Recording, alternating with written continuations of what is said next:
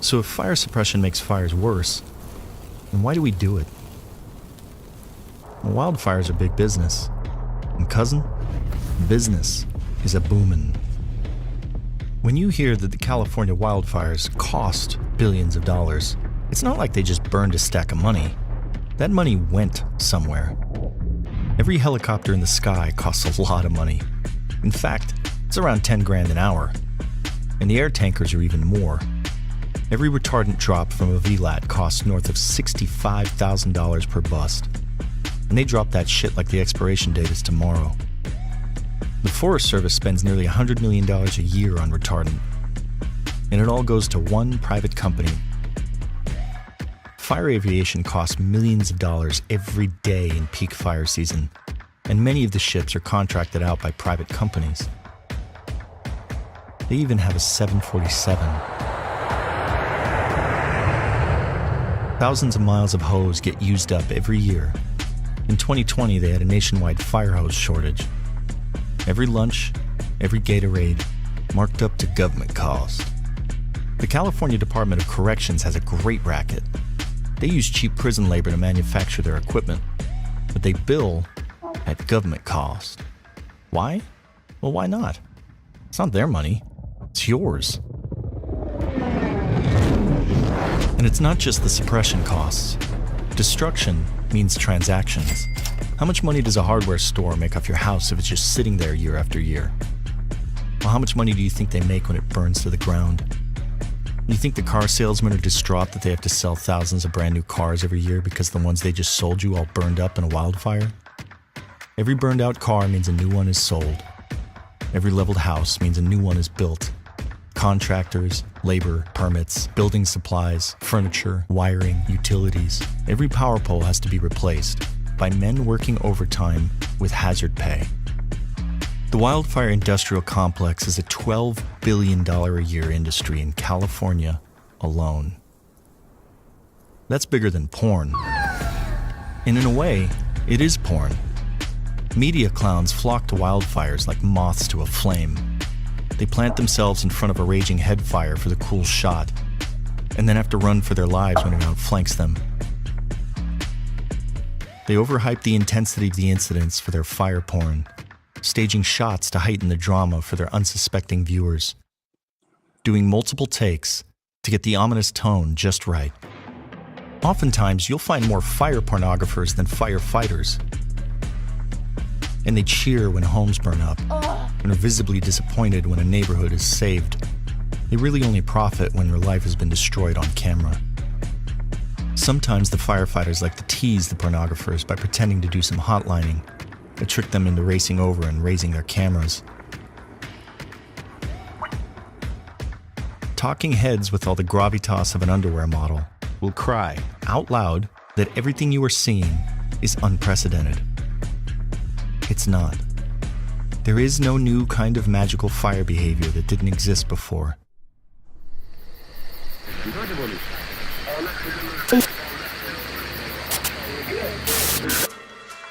do it live. Okay. No. We'll do it live. Fuck it.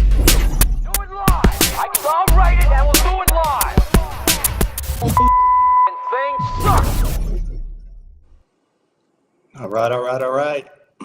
Thank you for joining me, guys. Hopefully this isn't too redundant for any of y'all who watched our marathon 2-hour live stream. My name is Gabriel Mann. I am the director of Hot Shot. It is the wildfire movie. I wanted to play that scene from our flick because there is a wildfire industrial complex. And unfortunately, we see the same patterns repeating themselves over and over and over with these fires, and there are too many perverse incentives. And we end up seeing the victims of the fires just get steamrolled. I grew up around the Palisades because half my family lived there. A bunch of them just lost everything in the Palisades Fire. So it's near and dear to my heart, but I'm not alone. Obviously, there's thousands of people who have been affected by this. And unfortunately, what's going to happen to people like in my family, middle-class family, they're not rich. They only live in the Palisades because they bought 40, 50 years ago, back when it was affordable. And they will never be able to afford to get back in now. And a lot of them are elderly. They're not going to be able to wait it out for the 12 years it's going to take to start rebuilding. So what's going to end up happening is all these properties are going to get sold to private equity firms. And, we're seeing now that Governor Newsom may turn it into high density housing, which is creepy. And I fear that everyone's going to get their beak wet. And the only people who are going to get hurt are the people who have already lost everything. Fortunately, we have Alexander Robertson, a good dude. He is leading the charge. He is the lead attorney in filing this amended complaint against the city of Los Angeles that hit today. Now, we went over the entire complaint earlier today. I spent about 2 hours going in depth on it. You can watch that stream. It's very informative. But I realized that for a lot of people, it's going to be easier if we can just do a quick summary of the main bullet points, because there's basically like 4 bombshell revelations in this amended complaint that was filed today. So I wanted to just do a more high level, quick, more shareable and digestible version of that. And so we're going to charge right through it and focus on the main points here. So starting with, this area is very wildfire prone, very, okay? You get the same patterns over and over. Offshore winds are going to blow fires all the way to the ocean, and in the process, they take out all of Malibu or all of the Palisades. It's a very predictable pattern. It happens all the time. The problem is it has not happened around Topanga State Park in a large way since 1978. So we've got 4.5 decades of no burn history. That means a huge accumulation of fuels in Topanga State Park. It's Gavin Newsom's property.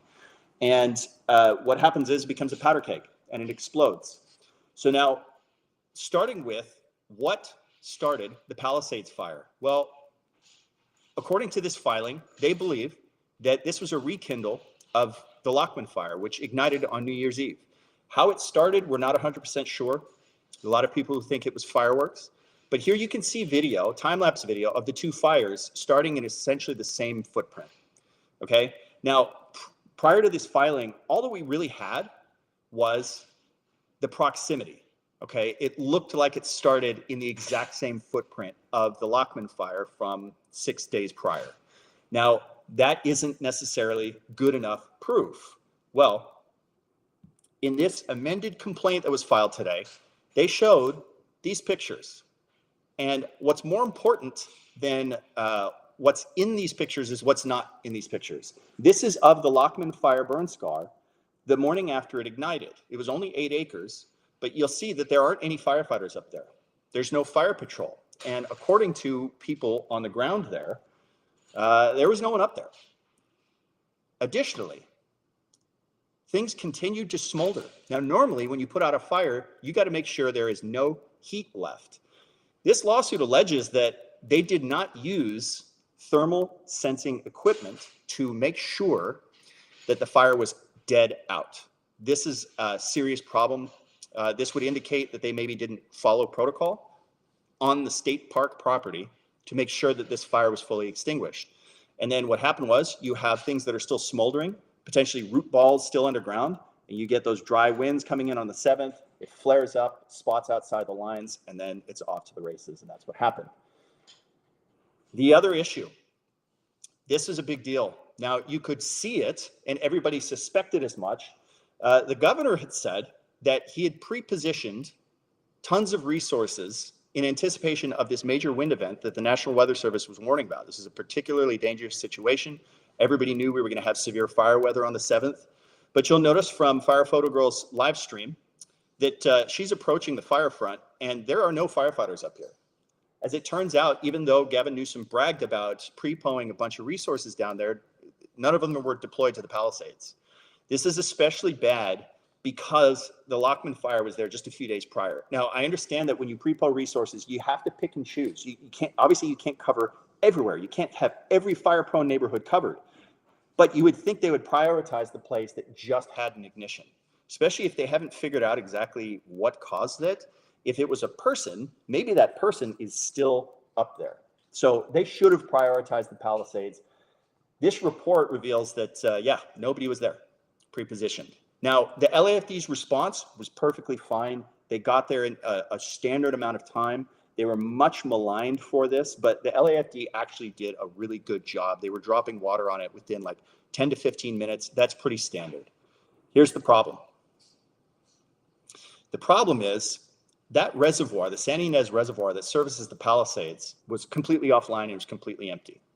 Now, not only did this lead to a lack of water in the fire hydrants, but probably more importantly, because look, on a raging wildfire, once it gets going, water becomes less effective. But where it is effective is early on in the attack, or dealing with spot fires out ahead of the fire front.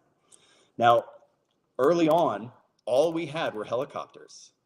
And the problem with that reservoir being empty is the extra distance that the helicopters had to fly. So this red arrow indicates where the fire was. Just across the neighborhood is where the San Ynez Reservoir was, which was offline. Because of that, they had to fly all the way over to helipad 69 Bravo.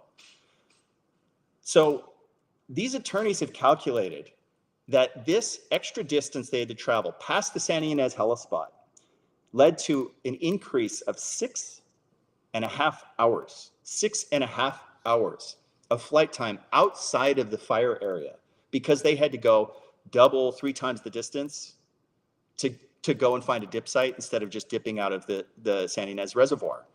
Now, the big problem here is that apparently the Los Angeles Department of Water Power, who's responsible for filling that reservoir, they had been dragging their heels, allegedly, on getting this thing fixed and back online. Furthermore, their backup reservoir, the Palisades Reservoir, which, as you can see with this photo, is very, very close to areas that were impacted by the fire. So it would have been a very quick load and return spot for helicopters. This is a backup reservoir. This was offline as well. And it'd been offline for about a decade. Now, this is a pretty serious problem. And when you look at the location of this reservoir in particular, if they had been able to get this thing up and online while they were servicing the San Ynez Reservoir, it could have made a big difference. Now, part of the issue with San Ynez Reservoir is they had a floating cover that was torn. Now, this lawsuit alleges that they were not doing the routine maintenance that would have discovered this tear earlier. And so as a result of that, because allegedly they were trying to save money, they weren't doing the regular underwater maintenance.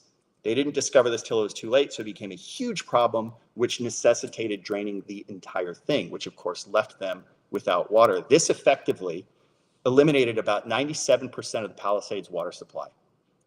97%. This is pretty damning. Now, it gets worse for the LADWP.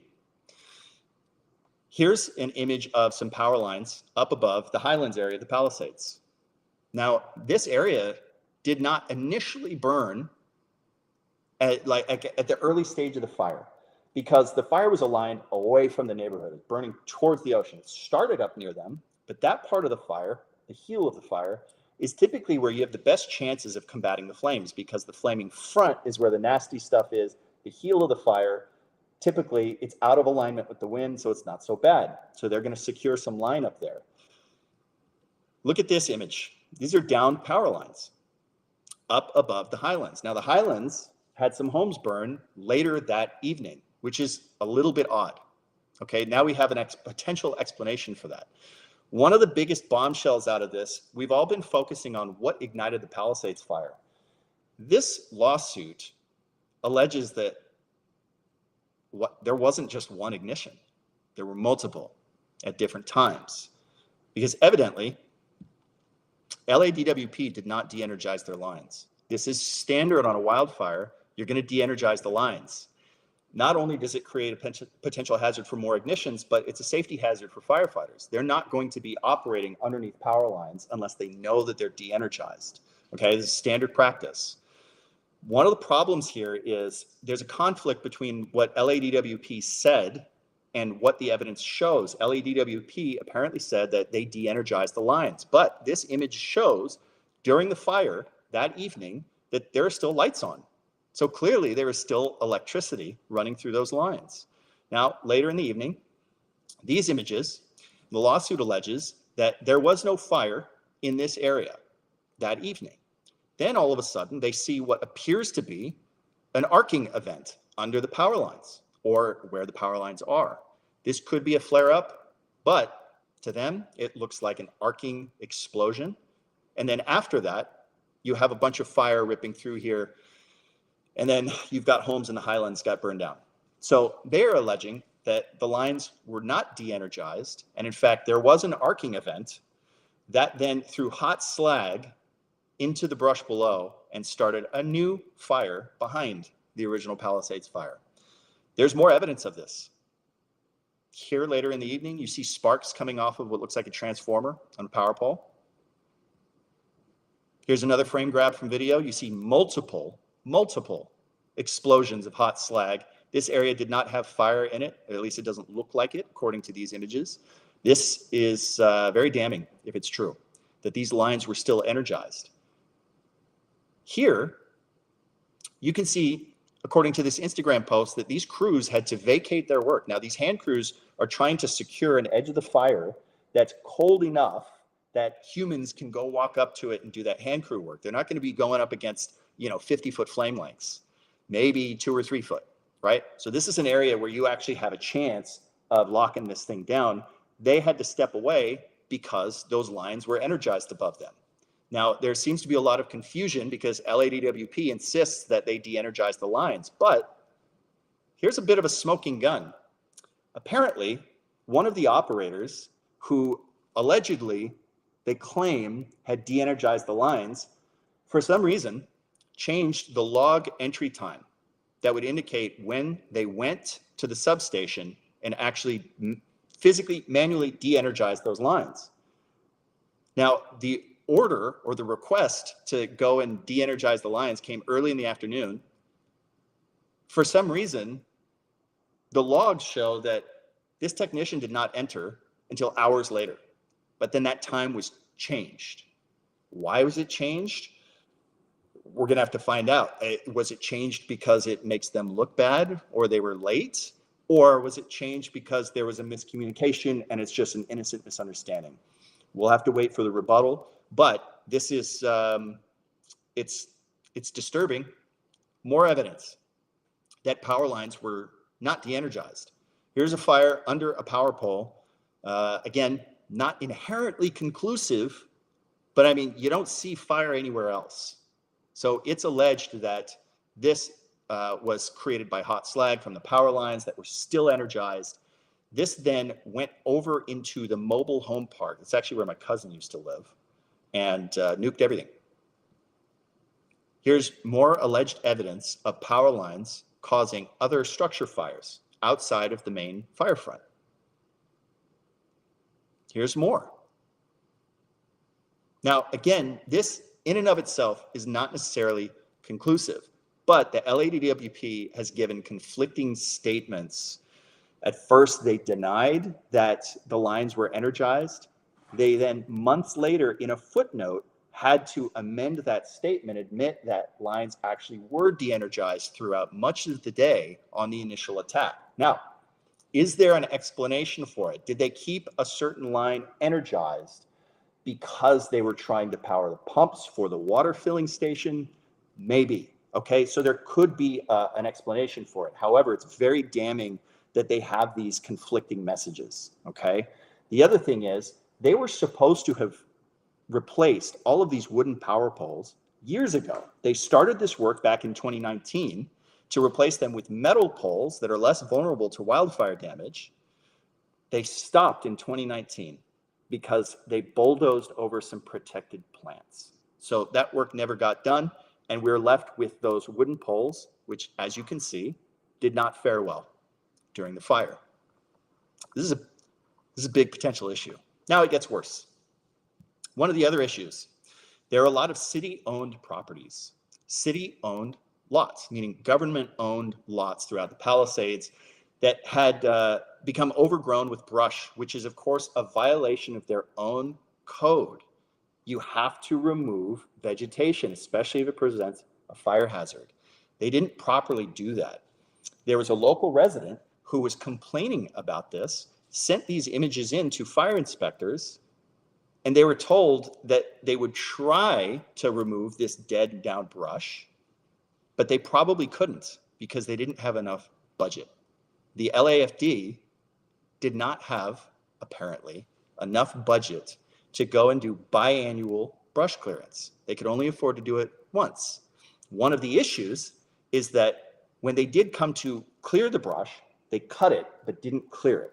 And so now you have a bunch of dead vegetation on multiple city-owned lots throughout the Palisades. Now, what happened? Well, here you can see from security camera footage a spot fire starting in one of these unattended and poorly maintained lots. As you can see it progressing throughout the day, caught fire, spread to adjacent properties. And this lawsuit alleges that this caused a ton of damage. So city-owned lots that weren't owning up to their own brush clearance mandates. This is a huge problem. So now this involves the city. This involves LA City. It gets worse. It gets even worse. Where did this fire start? Topanga State Park. This is state property. Now, the area where it started was totally overgrown with brush. Here's the real problem. They are convinced that the Lockman fire was the source of the ignition for the Palisades fire because it wasn't properly extinguished. This is what they're claiming in the lawsuit. According to state law, they have a mandate. They have a mandate to address any potential threat to homes caused by any kind of unnatural disturbance in the park. Now, a fire and fire suppression would certainly fall under that category. So what this lawsuit alleges is that because state park employees did not properly ensure that this fire was extinguished, the Lockman fire, that it rekindled, started the Palisades fire, allegedly, that they did not adhere to the law. And they created a danger to surrounding communities, that they had ample notice and opportunity to remedy the problem. They had the capacity to fix it. They had an entire week, and they didn't do it. Now, I would argue that simply the lack of brush clearance, which, again, they're mandated to do. They have to clear brush because it creates a fire hazard in what we know is a very fire-prone area, and they didn't do it. So now the state is on the hook, too. So according to this lawsuit, the main highlights: photos taken hours after the LAFD declared the Lockman fire was fully contained show no firefighters remained on scene to perform any mop-up or were even posted as a fire watch. The suit also alleges, contrary to LADWP's press releases, there were no hurricane-force winds during the critical period of potential containment during the first 6 hours of the fire. They were claiming that there were no aerial assets helping to fight the fire. It's not true. At a certain point, yes, copters were grounded, but copters were the first ones attacking this fire. One of the other highlights, according to this lawsuit, LADWP failed to comply with its own policies and state regulations that required annual underwater inspections of the floating cover on the San Ynez Reservoir. LADWP's last underwater inspection of this floating cover was done in 2021. After a 160-foot tear was discovered in early 24, LADWP officials tried to cover up their failure to conduct the required annual inspections by changing their inspection policy after the fact to require inspections only every 3 years. That's quite an allegation. This lawsuit also alleges that the empty San Ynez Reservoir forced water-dropping helicopters to fly long distances outside the fire zone to refill their water tanks, losing a total of 6 hours and 25 minutes of time during the critical initial attack of the fire. LADWP allegedly failed to de-energize its power lines after the fire started, which caused additional fires to ignite throughout the Palisades, contributing to the rapid spread of the fire, according to this lawsuit. Also, according to this suit, allegedly after being instructed at 1:40 p.m. on January 7th to go to the Palisades substation to de-energize the electrical circuits, LADWP's patrolman did not arrive at the substation until 6:18 p.m. That's 5.5 hours later. When the patrolman tried to de-energize the circuits, the outdated equipment failed, and he had to evacuate the substation without de-energizing any of the circuits because the fire was outside the substation. Because of course, why would they clear brush around that? 22 days later, allegedly, on January 29th, The patrolman went back into LADWP's computer log and attempted to alter the time that he arrived at the Palisades substation from 6:18 p.m. to 1:47 p.m. in an attempt to eliminate that 5.5-hour delay. Let's hope that's an innocent misunderstanding. Allegedly, City of Los Angeles ignored its own brush clearance ordinances, and overgrown brush on city-owned vacant lots caught fire in the Castellamare section of Palisades, which contributed to the rapid spread of the fire and destruction of homes. Allegedly, the failures of the City of Los Angeles were monumental and were directly responsible for the destruction of thousands of homes and loss of life in the Palisades Fire. As if this destruction were not horrible enough, it appears that the city was more worried about protecting its image than protecting the residents of the Pacific Palisades. This is according to lead attorney Alexander Trey Robertson IV. It's the co-liaison and plaintiff's counsel. These allegations are damning, to say the least. And as I've said multiple times, there's a reason why we have not seen movement on this, right? If this were a wizard, if this were an arsonist, they would have been busted right away, okay? Because they can't pay. They can't pay. So it would there wouldn't be any of this litigation for lawsuits and compensation. All they have is a shopping cart. So they're just going to frog march them to jail, and then everyone's going to be stuck trying to deal with their insurance. The only reason, the main reason, I believe, that you see delays when it takes 6 months, it takes a year to get accountability on wildfire, it's because the person responsible, the parties responsible, can pay. And there is going to be protracted litigation. And as it turns out, that was dead on. So again, all of these parties, the city, the state, LADWP, they are going to have an opportunity to offer up a defense. They should, right? Because there could be an innocent explanation for all of this. But it doesn't look good. It looks pretty terrible. It looks pretty terrible. And I think some of this evidence is pretty damning. I think it's pretty convincing. I'm eager to hear their response because, like I said, there could be a reasonable explanation for a lot of this stuff. There could be misunderstandings. Maybe they're not trying to cover things up. Maybe it's just poor communication. These things do happen. However, like I said, when you see a delay, it's because people who are responsible, agencies that are responsible, can pay. They can pay. And so the ducks have to be got in a row. Now, to me, the biggest issue here is Topanga State Park. Because if they had properly maintained their fuel clearance, especially around power lines, especially around the community, if they had maintained the fire break that they are legally mandated to do because their property is endangering properties, it's a natural fire hazard, obvious to everybody who lives in California. Because they didn't do that, you get this fire. So to me, the state needs a lot of work. And as much as the governor likes to talk about fires starting on federal lands, dude, the most expensive fire in the history of the planet started on Topanga State Park. Okay. Now, again, I'm gonna sign off with the same thing that I say all the time. You guys have to take care of your own property, right? Because as you can see, there is a high potential that bureaucracy does not give a damn about you, or at the very least, they're simply not competent enough to take care of their responsibilities. And if that's the case, you got to save yourself, okay? So get rid of the brush around your property, get rid of anything flammable that's touching your house, use common sense, and maybe you'll be able to survive in fire country. Again, Topanga State Park. This was the source of the fire. The Palisades isn't the only community butted up against Topanga State Park. So Old Topanga, I am talking to you. I've made this warning so many times. I've been warning the Palisades for years that they were overdue for a nuclear fire like this, and it happened. Topanga, you are next. You are next. This is not conjecture. It is a guarantee that Topanga is going to burn over. And there's no guarantee it's going to be this year, but it's highly likely that it'll be this year because you're overdue. So the very same conditions that led to the fire in the Palisades still exist for you. And if a fire starts north of Old Topanga with outflow winds, you guys are screwed. And the thing is, Old Topanga is worse than the Palisades. So as windy as the roads are in the Palisades, it's actually way worse in Topanga. Those roads are super narrow. They're totally overgrown with vegetation. I cannot reiterate this enough. Topanga, you need to start. You should have done this already. You need to clear all this flammable stuff around your neighborhood, and you have to do it immediately. You have to have a plan for when that fire hits, because it is coming. The state has shown they have no interest in protecting you. They have no interest in removing the fuels around the park.